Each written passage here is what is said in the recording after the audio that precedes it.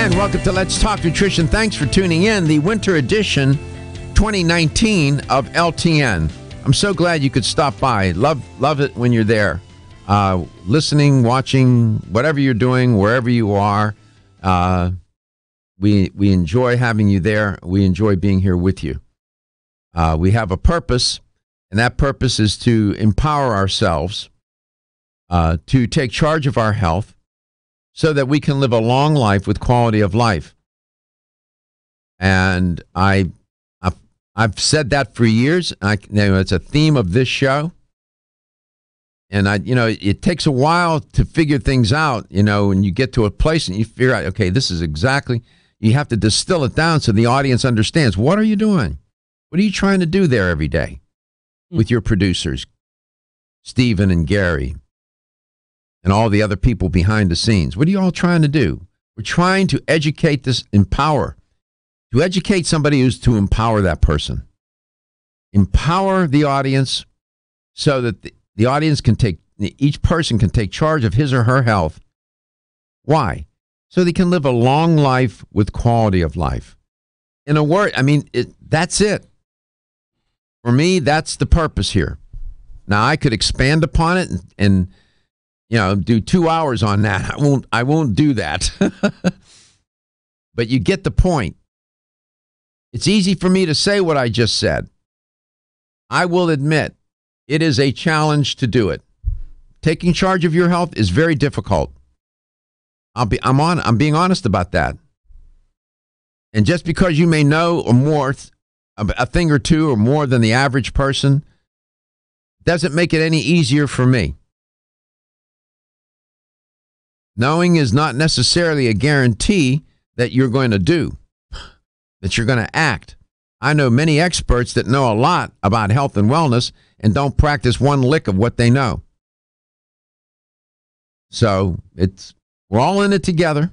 And so that's why we're here every day, Monday through Friday for 2 hours, roughly 9 to 11, 9:06 to 10:56 and some change or whatever. Coast to coast and globally. That's our mission. And here's how you can get connected to that mission. 877-897-8255. That's 877-897-TALK. Don't forget Dr. Garko's personal email is drgarko@letstalknutrition.com. And do like April did. She sent us a message through Facebook at Let's Talk Nutrition, or you can go on our YouTube page and send a message that way. Don't forget to follow us on Instagram at Let's Talk Nutrition, where everything is posted up there about what we're talking about with the articles. Yeah, I know April. April's a remarkable story. We had her in studio. We should get her back in here, Gary. I don't know if you can arrange that with Richard Politano. She has a remarkable story to tell. I won't try to do that here. I don't want to spoil it. Maybe we can get her back in. And she was calling, she wrote in about dry skin during the winter months. Turns out I just wrote and voiced and Gary produced the commercial for Reviva Labs and their hydrating skin line for the winter months. I just did it. We just did this. Right, Gary? Yes. This week. Yeah. What I do is I write the commercials and voice them, and Gary produces it. He cleans it up, puts the music behind. Stephen is involved in the recording. So it's an effort. All of us. Right here in-house, we do this. So, and then I shared on the air what you can do during the winter months, how to moisturize your skin. Reviva Labs is terrific, man. Good company, solid. We had a question about, do you remember who that was from? About the supplements? Me. Oh. You wanted and I'll tell you why. What did you want to know? Okay, so should you change up your supplements regularly? Okay. Like I Why take are you asking that? Well, I take a multivitamin. Okay. And I take a gummy for sleep. And sometimes the gummy that I'm taking right now is a melatonin. Melatonin. Okay. And so I'm thinking now that it doesn't have the effect on me like it used to. Okay. So, good point. First of all, with dietary supplements, and I wrote about this I wrote a couple of articles on dietary supplements. This one article was entitled Dietary Supplements Part 2, Guidelines to Follow When Taking Dietary Supplements. Appropriate. First thing, if you simply believe that taking dietary supplements is a good health strategy, is a good idea, you're right. It is a good idea. But it's not enough of a reason to include them in one daily's dietary regimen. It's not enough. Before taking a supplement, I highly recommend that a basic understanding be gained as to why are you taking the supplements. You need to ask yourself, why am I taking this supplement or supplements? To enhance, ensure, or enjoy good health. That's the first question. Why am I taking it? Then you can get to, what should I take to satisfy my reason? Oftentimes people take supplements, and when I sit with them and ask them, say, why are you taking that? I don't remember. I know I'm taking mine. Okay. I don't eat right, so I'm taking the multi, and I don't sleep good, so I'm taking the melatonin. The melatonin. Right, good enough. In a nutshell, then, dietary supplements improve and protect your physical and mental health. In how? They can help rebuild, they can help repair, they can help regenerate cells, tissues, and organs. Now, can they prevent certain diseases? Any single supplement alone, probably not. Most likely not. They fill in and offset your nutritional gaps created by health-threatening farming and manufacturing methods, for example. They fortify nutrient-deficient diets. They moderate the deleterious effects. Notice I said moderate. I didn't say eliminate. They moderate the deleterious effects of lifestyle factors like tobacco products, alcohol use, physical inactivity, stress, and so on. So those are just some things to keep in mind before I even get to Gary's question. And his question is, should I change up my supplement regimen?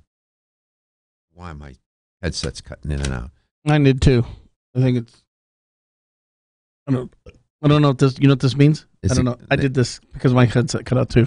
All right. So, yes, you should change them up. You should change up the brands, and you should probably change up the regimen at times. For example, Gary's taking a gummy that a melatonin in a gummy form. What I would recommend to him is to take Natural Factors Tranquil Sleep, which has melatonin, 5-HTP, and what's the third one? L-theanine, I believe. Only three ingredients in that product. It's like a little wafer. Sweet, tastes sweet. You take it about 5 minutes before you go to bed. Put it in your mouth. Let it dissolve or chew it, whatever. And it works like a charm. That product is terrific. I would recommend that. It has melatonin already in it. Gary said the product that he's taking, it's not working anymore. That happens. Now, so you change up the brand. Now he's taking a multiple. I don't know which one he's taking. The Natural Factors green, the green pill. The Natural Factors green, the sea and earth. The Whole Earth and Sea. Yeah. From their Whole Earth and Sea SEA line, they have a whole food supplement. It's a good supplement. I would continue to take that. Okay. I wouldn't abandon that. Yeah, I'm just having, I'm at the point where my sleep's changing again, and you change up the brand. Sometimes you change up when you take them. Most supplements are taken with meals. Come back, I'll tell you a little bit more about supplements, and then mindfulness. They're now teaching it in a school somewhere, and I'll tell you where that somewhere is. Ridgecrest Herbal's original Clear Lung supplement has been the number.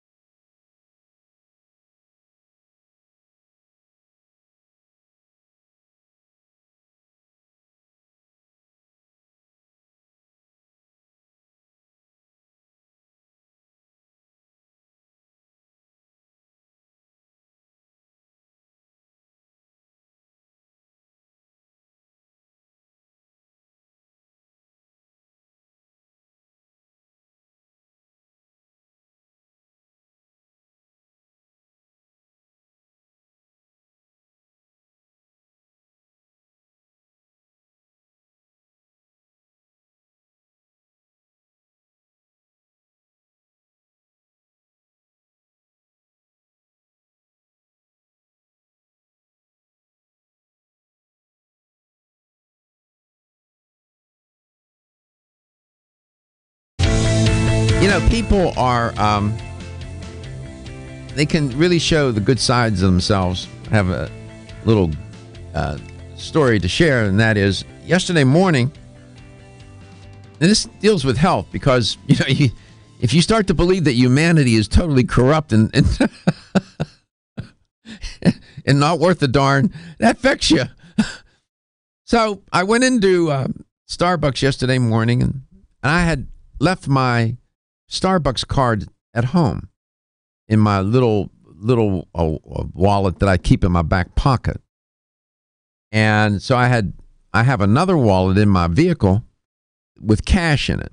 I always keep cash around. And it's a Reebok wallet. It's very nice with a zipper, and it's a nice, very, very nice.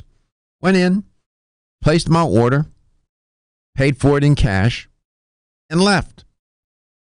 Last night, I'm getting ready to go to the gym, and I thought, well, after the gym, I'm going to go and get some vegetables, homemade vegetable soup at this Chinese restaurant that I go to. And I reached down into the door of my vehicle. There's a compartment to get my wallet, and it wasn't there. The cash with the cash. I said, "Oh my!" I was concerned because there was $400 in that wallet. I came back to the studio. I thought maybe I dropped it on the floor in here, and I had called Starbucks and asked, "Did you find my wallet?" And the young man answered. He said, "No, I didn't. We don't have it." That was last night. So I drove here to the station. I live far from here. And the cleaning ladies told me, "No, we didn't find it, Dr. Garko." Well, I was crestfallen. I thought I must have dropped it somewhere. Came into Starbucks this morning. I even went to where I parked the car. And it wasn't there yesterday morning. And I went in this morning and standing there, and one young woman that works there, her name's Sharon, lovely person. I said, "Did you all happen to find a wallet?" She said, "With a zipper on it?" I said, "Yes." She said, "It's in the safe." I said, "Oh my." I said, "Really?" She said, "Yeah." I said, "Who turned it in?" She said, "Some man found it on the floor." It did fall. I thought I had put it in the bag, and it fell on the floor underneath, like toward the counter, underneath the counter. I couldn't see it. And he turned it in. I walked out of there. I thought, you know what? My goodness, what an honest person. That's the second episode now I've had with that darn wallet. I left it in a rental car for BMW, and some lady turned it in. There's some lesson here for me. And what's that lesson? I need to get it in my thick blockhead that you need to be mindful. Pay attention. Which leads me to the story. I want to share with you about mindfulness. You can't make these stories up, right? It turns out there's a school in England. They introduced a new subject to the students. I sent you did I send it to you, Gary? No. I didn't? No. You sure about that? I copied it. And let me hit refresh real quick. And I saw it, and I thought, oh man, this is good. And I want to share this with you. And there's a lovely picture. I sent it to you now. There's a lovely picture of this teacher with all these kids sitting on the floor, and she's teaching them about mindfulness. So these students in England already learn math, science, and history, and all those other things that other students all around the world learn, trying to prepare kids for, going on in life, and this is a traditional curriculum. However, this particular school in England, they decided to introduce mindfulness literally into the curriculum, man.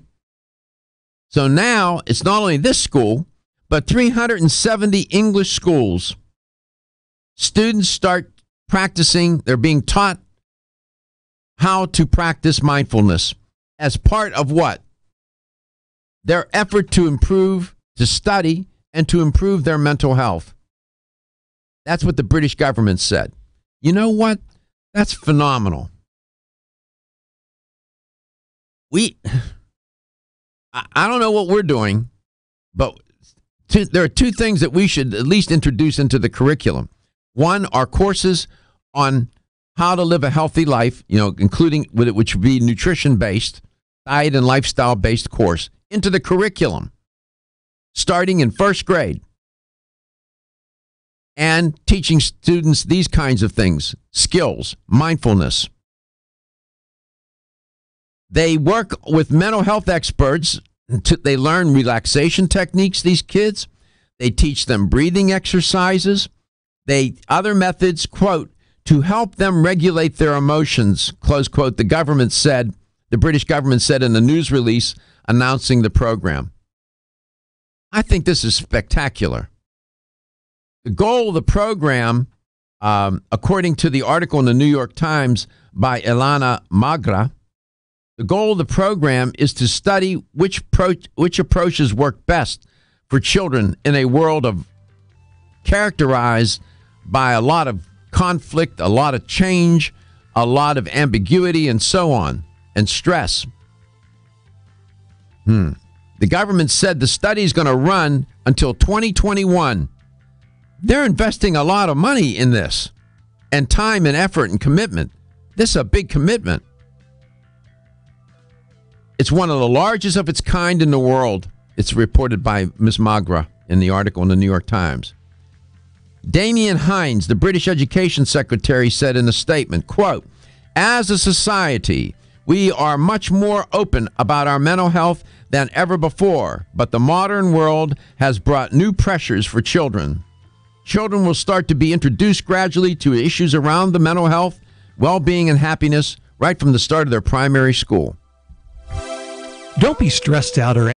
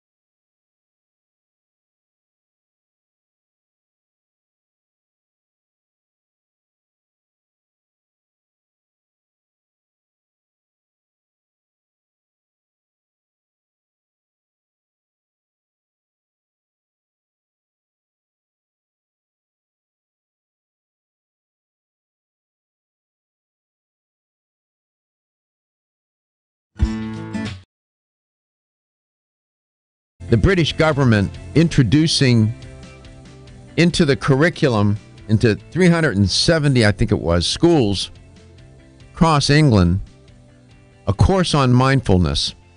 Welcome back to Let's Talk Nutrition. I think that is not only keen idea, I think it's a brilliant idea.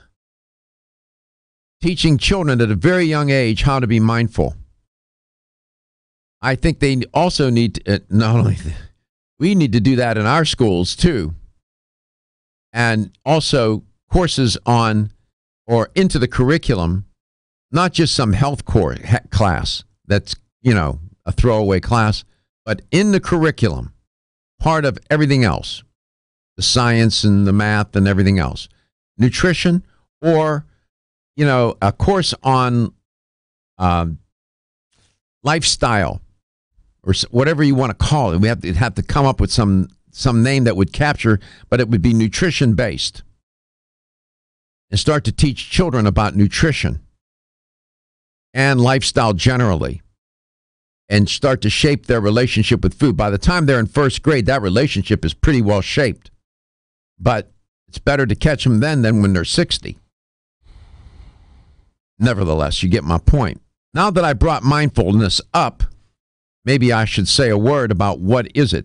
I invite you to participate if you know more than I do, and the odds are very good that many of you do about mindfulness. Contact us and share what you know. 877-897-8255. That's 877-897-TALK. There's a book called Buddha's Brain. Catchy title. Buddha's Brain. It's not about Buddhism, but about how your brain works. And it's probably worth a read. It's recommended by a number of people. You find it in the book. They do define mindfulness in Buddha's Brain, the book. And it said mindfulness just means being fully aware of something, in the moment with it, and not judging or resisting it. Mindfulness involves the skillful use of attention to both your inner and outer worlds. Since your brain learns mainly from what you attend to, mindfulness is the doorway, I like that, to taking in good experiences and making them part of yourself. Close quote. I think that's a pretty good definition, but sometimes you're confronted with a difficult situation, maybe a conflict situation. Perhaps you're having let's say, a pretty formidable disagreement with your partner or with one of your children or your wife or your husband or a colleague at work. You have to be in that moment too, as uncomfortable as the moment may be. And what you may find is that when you practice mindfulness, even in conflict situations, or especially in conflict situations, you may fare better in resolving the conflict. Because when you practice mindfulness, one of the things you try to avoid doing is overreacting and trying to respond rather than react. And when you're in the moment and keeping that in mind, you increase your chances of responding. I'll give you another example. Let's say you're sick. You're very sick. And you're having a difficult time. You may be in a lot of pain. Maybe you're going through chemo and radiation. And when you're in a lot of pain, or if you're going through a therapy like chemo and radiation, you can get very disoriented, disconnected, feel sick. It's horrible. I can tell you that from firsthand experience. I can also tell you from firsthand experience, firsthand account, that I had to learn it to survive, is to practice mindfulness. And it can make a difference where you embrace, literally, and focus on what you're experiencing at the moment. And you learn to breathe from your diaphragm. I know that sounds so trite, but I can't tell you how effective that is. There were moments when I was so sick, I didn't know what to do. And all I did, what I figured out, it was just out of instinct, would be to sit or lie down or sit quietly and just breathe and try to focus in on what I was experiencing and trying to be peaceful and at peace. And yet, most of the time it worked. And Gary will tell you, there were days I got here to work, I didn't even know how I even made it. And I had to do one thing at a time. I had to focus on one thing at a time. That taught me. I didn't realize what I was doing until much later. And I said I was practicing mindfulness. And I didn't even realize it. And I can tell you that it works. Take it from me. In the worst of circumstances, it works. It will change your life. And you start to go and read the books on mindfulness. There's some wonderful books out there, some wonderful experts. And when I would come into studio with Gary and Stephen, I would focus completely on this show. Yes. You remember those days. That's all you could do. And it was just amazing because you even had a driver. I mean, that's... At one point, I had to have somebody drive me to work because I was on morphine, right? Yeah. And that's how I did it. And that was a great lesson to me. I said, I need to share this with the audience.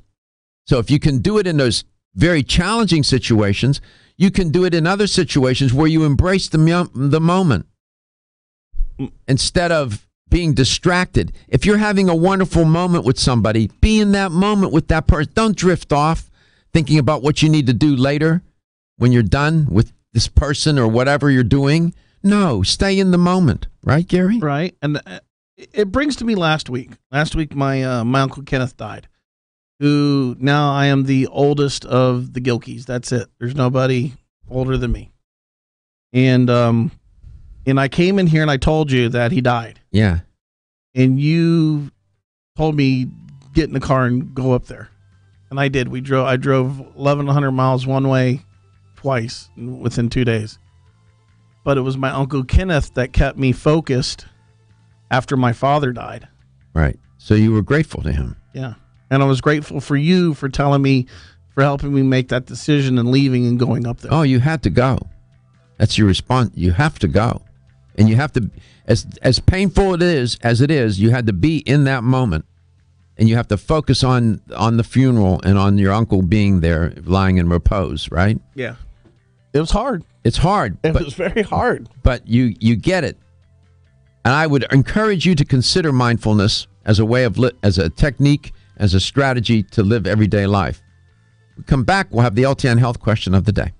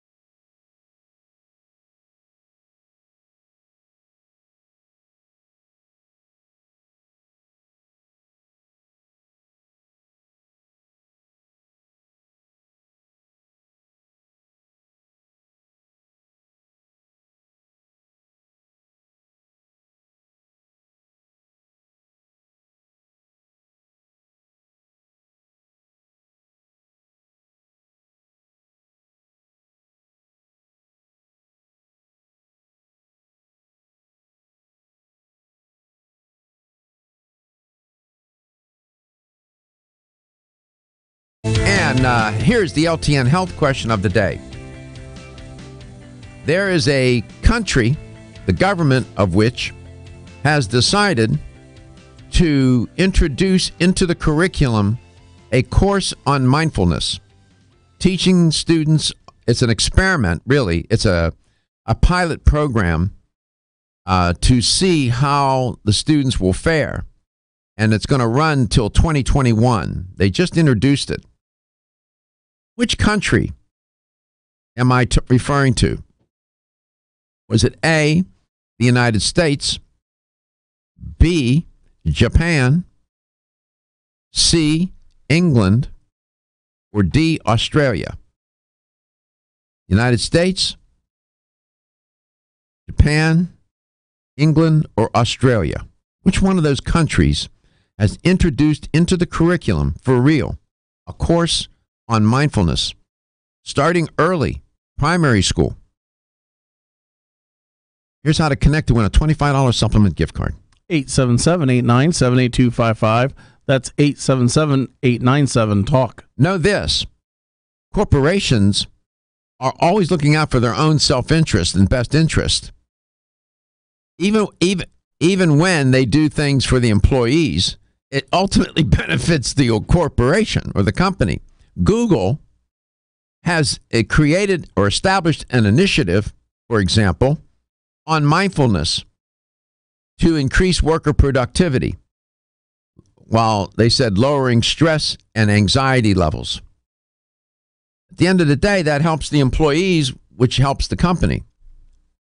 And there are any number of books on mindfulness that you might want to consider.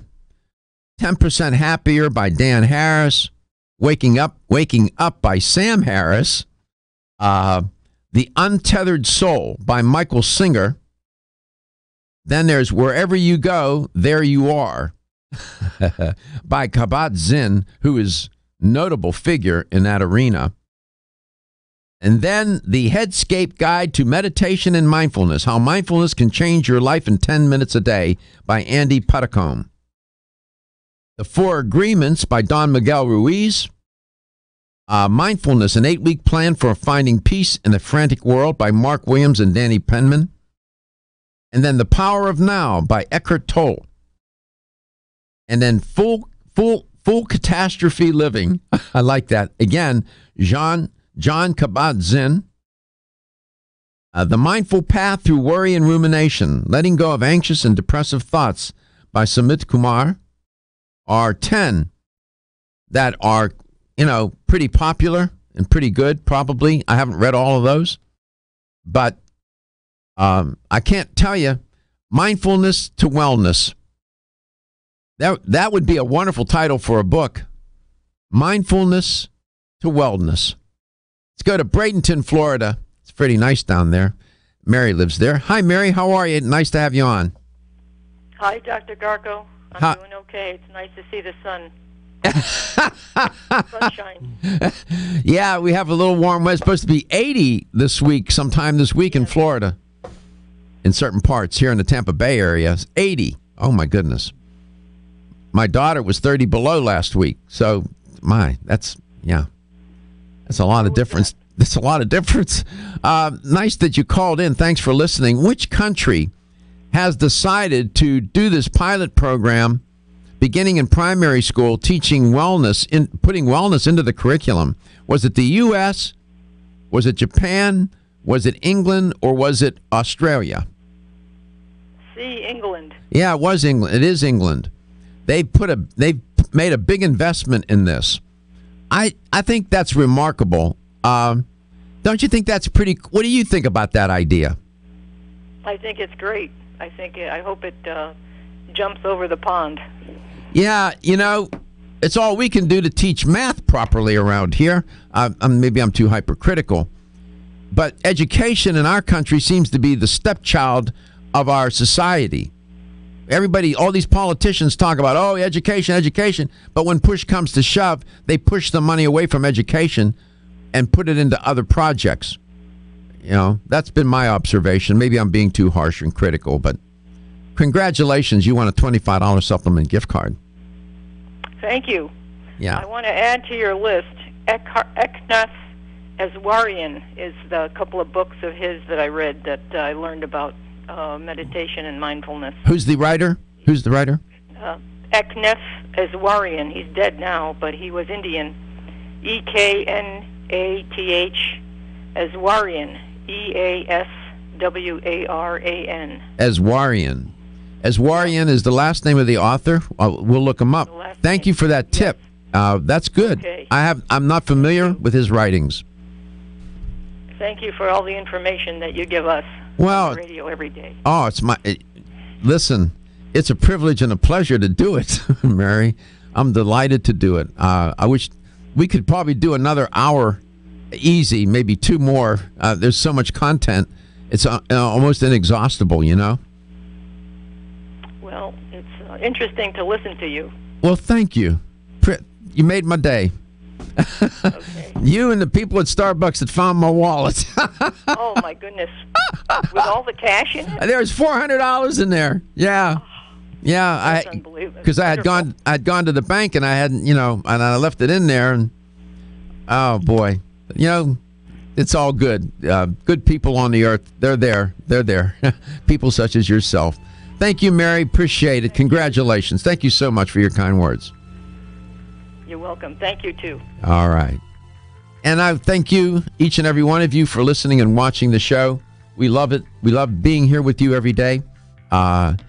It's inspiring to be able to come on and share with you whatever I can find that may help us understand ourselves better, help us understand ourselves in relation to others, and to make the world a better place and make ourselves better with our health, wellness, and well-being.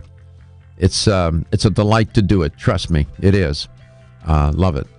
And we'll be back tomorrow, God willing, and we'll do this again.